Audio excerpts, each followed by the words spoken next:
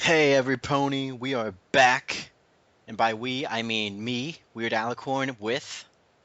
Me, Dizo37. That's right, every pony. Gather around, bronies young and old, for tales tonight will be told. Actually, the young the little fillies and colts out there might not want to listen to Oh this yeah, because it's some pretty grim not stuff. not too young. Just I don't know.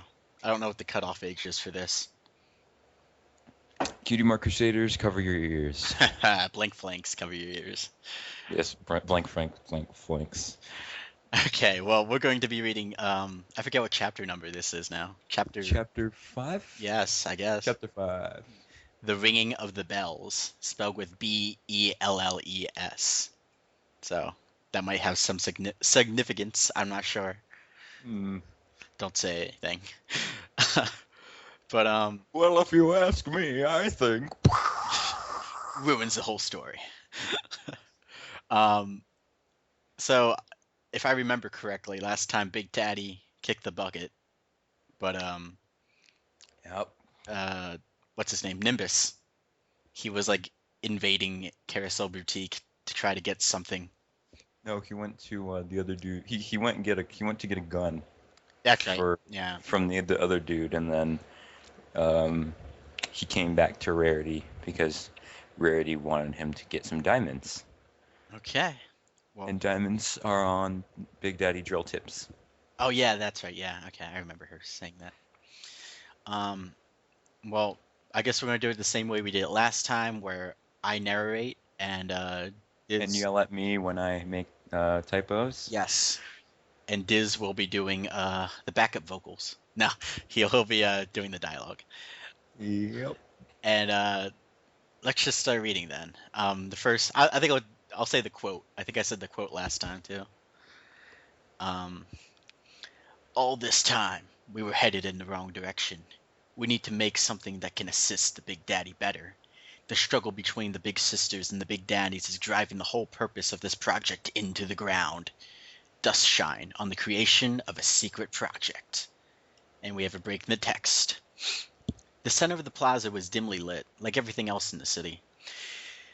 There was a big daddy with a drill hanging from his flank, looking for any signs of trouble. His gaze set itself on Nimbus as he exited the boutique. A little sister romped around in front of him, a needle in her mouth, and a smile on said mouth as she plunged the needle into the body of a corpse.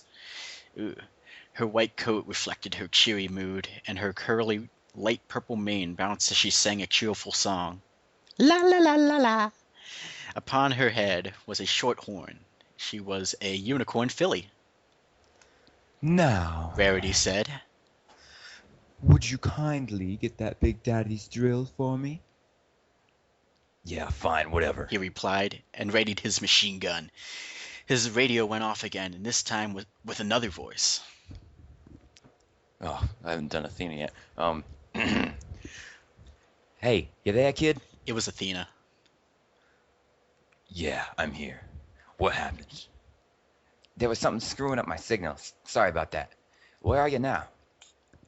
He's doing some work for me, thank you very much. Rarity said, the conversation broadcasting to her radio as well. Just get the drill, please. Do what she asks, kid. All right. Nimbus said, and prepared his weapon again. Then he remembered that his hypnotized plasmid might be able to get the Big Daddy to just give him the drill. The huge stallion still eyed him from across the plaza, focusing on creating a polyp. Nimbus whipped his foreleg around and threw it right at the Big Daddy. Instead of hitting him, the Big Daddy removed his drill from his flank and swatted the projectile aside, his visor turning from yellow to red. Oh shit. The metal beast growled and pushed his little sister behind him. He revved up his drill and began to charge at Nimbus. Nimbus instinctively fired at him with his machine gun, but his charge was not broken. He sidestepped, and the Big Daddy slammed into the wall of the boutique. Nimbus got a few more shots off on him while he was stunned, but it didn't seem to be doing enough damage. He focused on forming a polyp again, but his concentration was broken as Big Daddy headbutted him, sending him into the ground.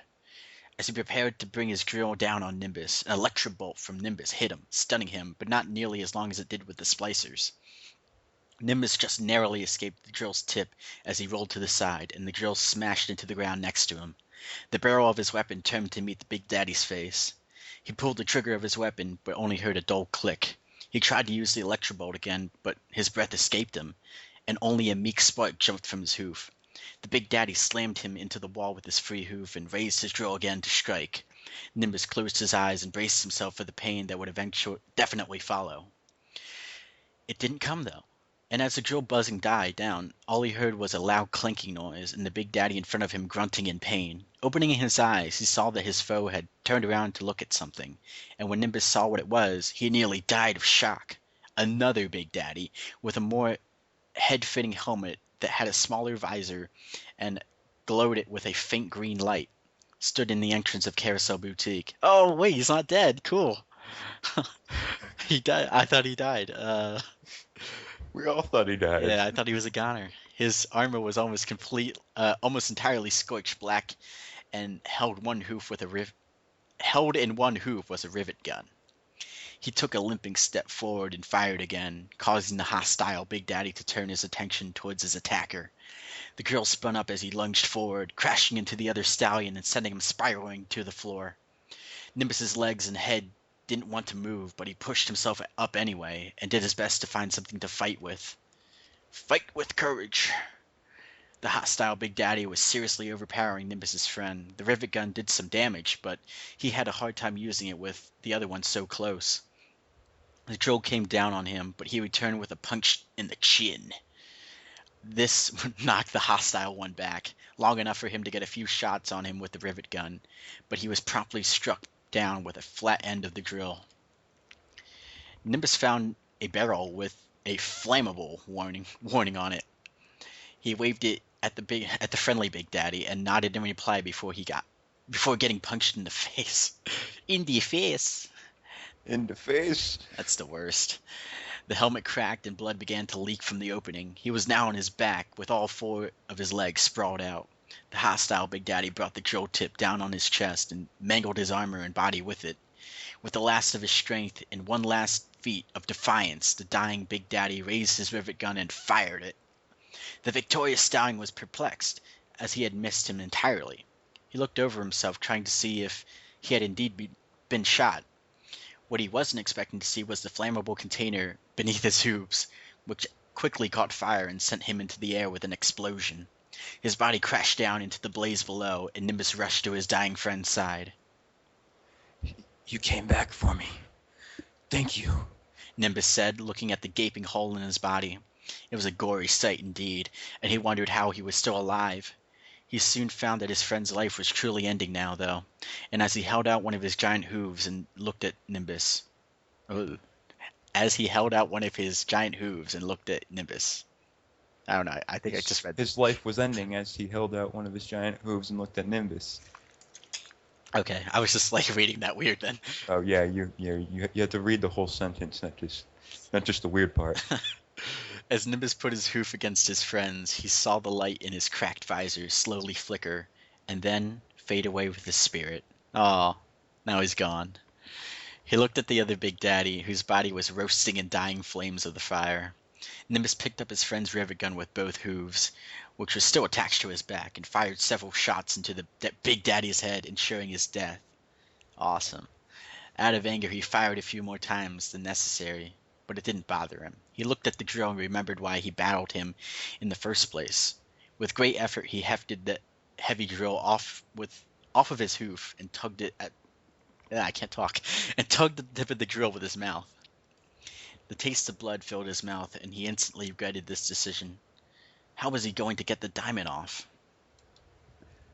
Lady Rarity, I got the drill. He found that even talking was exhausting him. How do I get the diamond out? Oh, just give the drill to me. I've got the tools to remove it. Also, deal with that little sister out there. Her crying is disturbing my work. Nimbus gonna have to slap a bitch. Nimbus didn't realize it, but the little filly had been accompanying the Big Daddy was now sobbing over her dead father. Her glazed yellow eyes looked at him in sadness, her white coat stained with tears.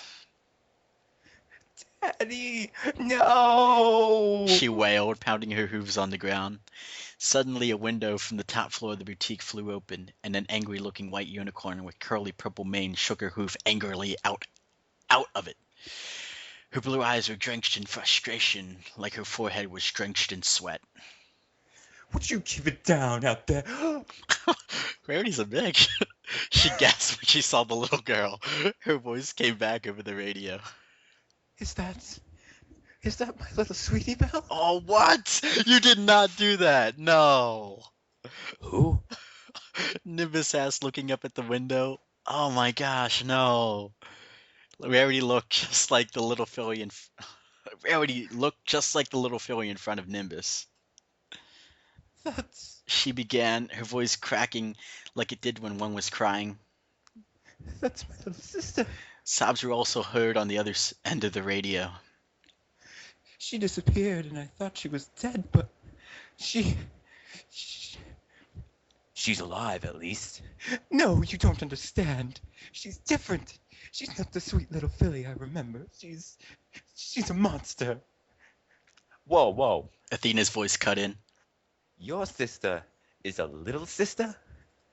Yes, thank you very much. Rarity's tone became angry, but that facade soon faded into despair. But now, please, just end her suffering. Another cry. I can't take it.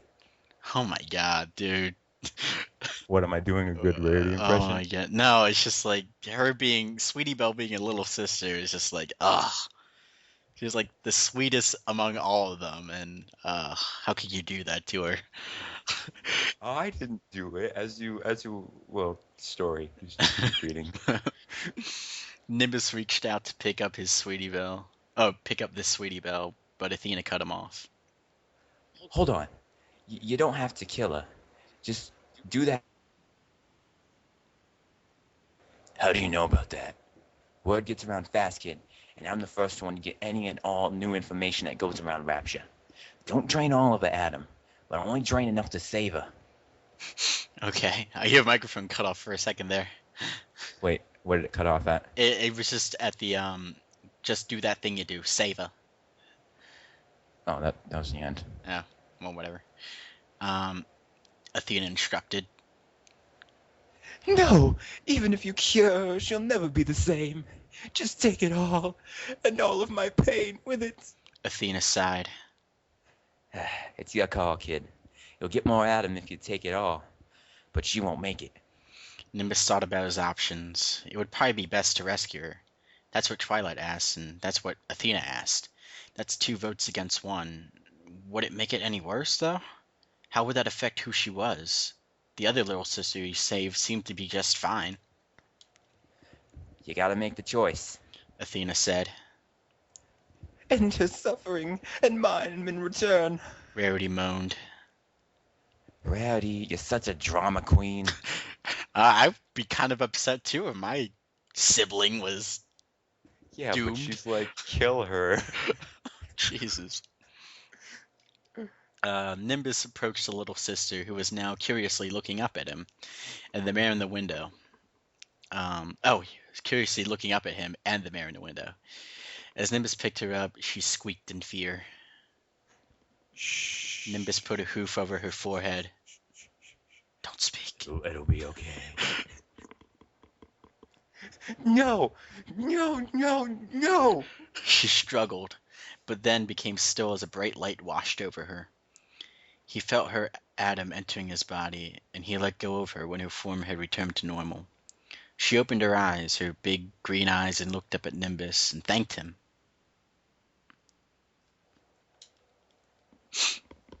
What? Yeah, that's you. No, wait, like your mic cut out. Oh, did it? Yeah. Why is it doing this? I just ended Her big green eyes looked up at Nimbus. Oh, okay.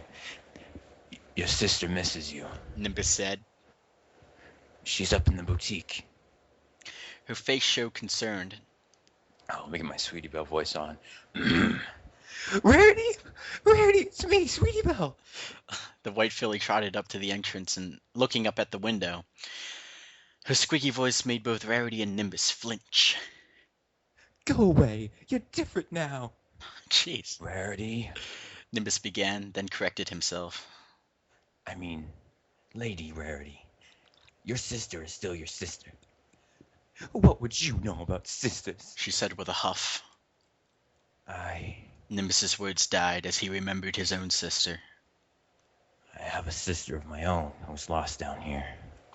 Sweetie Belle entered the boutique, and in a few minutes a loud knocking was heard over the radio. Rarity! Sweetie Belle called, which Nimbus heard from both the radio and the window.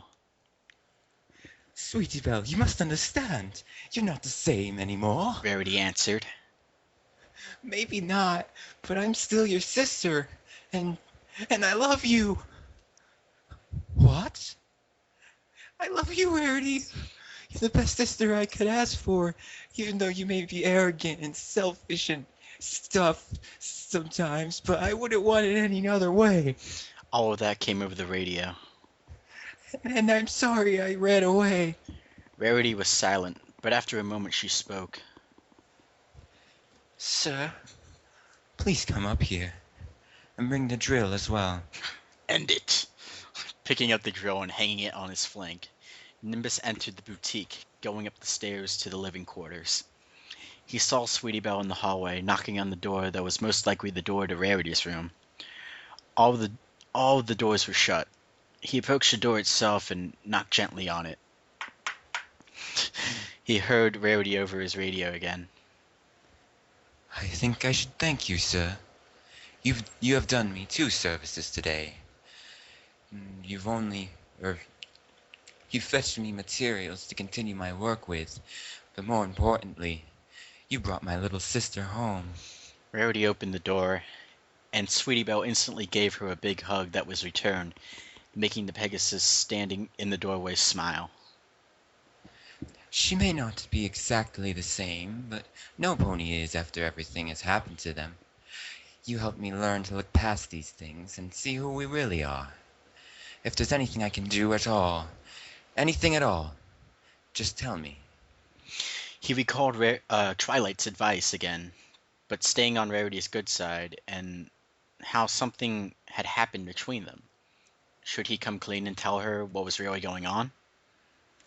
Oh boy, Mass Effect decision circle time. What can you tell me about Twilight Sparkle? Rarity recoiled at the question.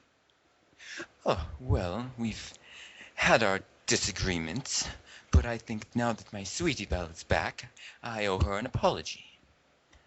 An apology for what? I'd rather not talk about it. Just, if you ever meet her, do tell her that Rarity apologizes. She'll know what it means. Oh wait, did Rarity think Twilight made her a little sister or whatever? I don't know.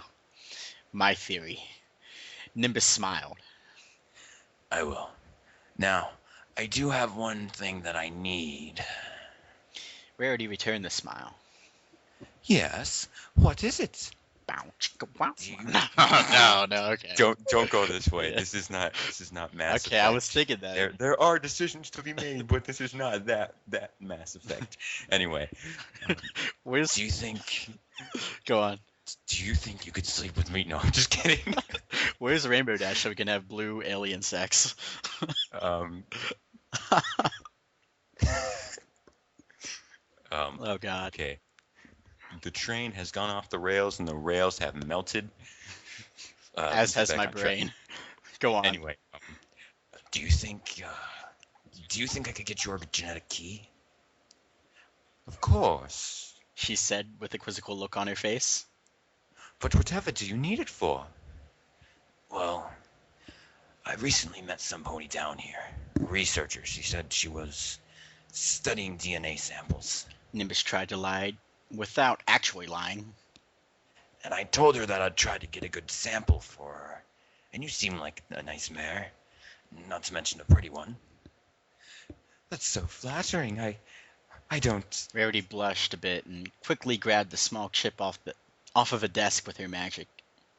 Here, it's all yours. And next I'll be preparing you a nice ensemble for the next time we meet. And... She looked over at the blood-stained drill on his flank. I'm going to have to wash that. Another break in the text. Okay, so that was interesting. It was vaguely sexual too. I don't know. I have to tell you, there will be no ship in this. There's no ship. Just cut around the bullshit. All right. Oh, I gotta read a lot now. Nimbus exited the boutique and he waved to Rarity and her sister, who looked out of the window and waved back, smiles all on their faces.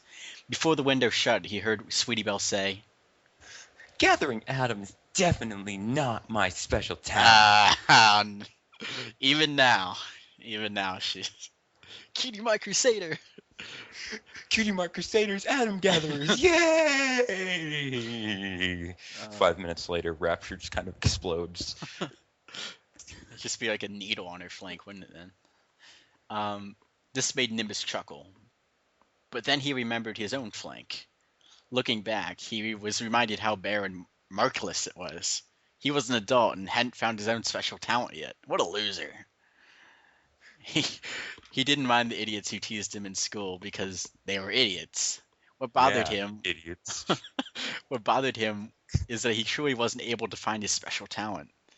I totally forgot he didn't have a I thought it was like a giant like gun or something. I don't know. I never mentioned if he had a cutie mark or not. So Oh, okay.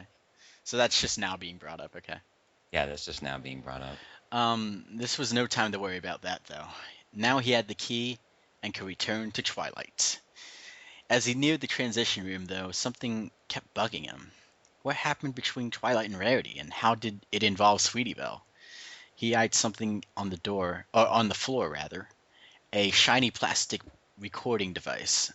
Picking it up, he pressed the playback button. Oh yeah, this is like in the game.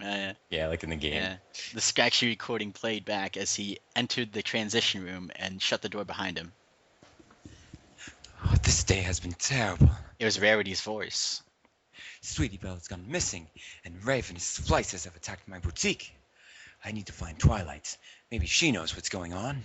He set the recorder down. Maybe this was a clue as to finding out what had happened between them. He went to open the door, but heard a voice behind him. I see you're putting the pieces together. A stallion's voice said. Nimbus whipped around, ready for a fight, but only saw two tan unicorns, both with brown mane and tail. One was a stallion, one was a mare. They were the same ones from before. Why do you two keep following me? Following you? The mare asked. Our paths are simply crossing more times than you'd like. The stallion said. What are you doing down here? We're helping you. The stallion replied. You might want this. He held out a small card in his hoof, and Nimbus took it. On it there was a diagram of a pony, with scientific scribblings all around it, and arrows pointing to different places. Nimbus couldn't make heads or tails of it. Heads or tails? What's this? Advice? The mayor stated. For your friend. When he looked back up from the card, what? When he looked back up from the card, but the strange pair. What? Wait. That's a typo. Man, those typos. He looked back up from the card, but the strange pair had disappeared, leaving no evidence that they had been, were, or would ever be there again. Advice from a friend, huh? Or, excuse me, advice for a friend, huh? Wonder what that's supposed to mean. He said to himself. Probably should ask Twilight. He froze, realizing what he had just said. It was probably something that Twilight could understand. They must have known that he was going to see Twilight, and had meant for him to give it to her. But why? And more importantly, how did they keep disappearing and reappearing at will? Couldn't they just have given it to Twilight directly if that was so? He focused on the task at Hoof, and he opened the door to Artemis Central and made his way to Sparkle Simplicities. About halfway there, another glint of light caught his eye, this time from inside a trash can. There was another recording inside of it. He pressed the button, and he heard Rarity's voice again. I just saw Twilight moments ago, and Sweetie Belle was with her, but she was one of those things. Twilight Sparkle, my friend, went and turned her into one of those. Oh, I was right. She told me she was trying to cure her, but the look of fright on her face, especially when she saw me, it hurts. Nimbus could tell why it was thrown in the trash can. He put it back where he found it, looked up, and saw Oscar staring out at him out the tree. I'm just fucking with you. He put it back where he found it, looked up at the sign for Swuggle Simplicities. He had a few questions for Twilight. Alright, that's the end. End of chapter 4. Chapter 5. Chapter 5. There you go. Yes. Okay. Well, I guess the next chapter is going to be him interrogating Twilight as to what exactly happened. Oh, no, the interrogation scene was, or the interrogation feature was cut from the game. If any of you out there get that reference, you get a digital cookie. Digital cookies are awesome. Mm-hmm. Um, so I don't even know what to say at this point. There's like so much stuff going on. Athena, Twilight, Mm-hmm. Rarity, all these paths are like crossing, and Nimbus still has to find his sister. Like he hasn't even really made made any kind of progress on that. Not that he knows of. So I don't know. Wait, did Athena say he would help him find? Yeah, Athena said that he would, or she would help him if she helped, or if he helped her repay Athena owed debt to Twilight. Athena said that, or told Nimbus if he paid off the debt for her, Athena would help Nimbus find his sister. Okay. What's this? It says also I made a sly reference to Troutworth's Rule 63 universe. Oh, Hmm. oh God. If you remember at the top, there was a character Oh named yeah, Dusk Dust Shine that made the Shine. quote Dusk Shine. Oh yeah. Okay. And all of these, all the quotes are important to the plot at like later points of the plot. Like if you remember in chapter 4, the quote was, "I'm so sorry. I didn't want this to happen to you," and it was Rarity Mm-hmm. talking to Sweetie Belle. Oh, okay. So yeah, just keep that in. Okay. Keep your mind open. To the possibilities. Well, thank you guys for listening. We have been reading The Ringing of the Bells, Chapter 5 of The Ocean Above Us, written by my good friend here, uh, Oh, am Diz. I supposed to say my name? Yeah, you can if you want. Diz037. Yeah. Just got to get a recording of that and just Diz037. Diz 037. Diz037. We are now recording. Uh, so thank you guys for listening. This has been Weird Alicorn, and we will catch you on the flip side, if you will. So later.